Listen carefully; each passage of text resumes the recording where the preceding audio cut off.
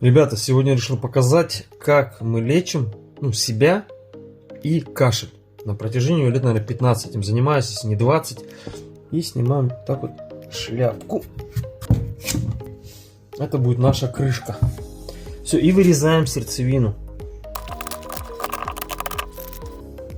Ну вот, друзья, чем будет глубже чаша, тем больше будет вашего сока.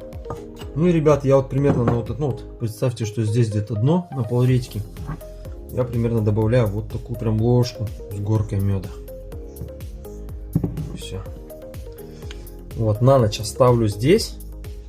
Выпьем и на другую ночь буду убирать в холодильник. Потому что если 3 дня оно простоит у вас в тепле, оно закиснет. Все, и получается у меня вот такая вот интересная микстурка. Друзья, вот так выглядит редька, когда она отстоится, вот как бы вот такая водичка, прям кусочки редьки попадаются, и все выпиваешь 3 раза в день, утром, в обед, вечером. Приятно, сладкий вкус, ну и профилактика.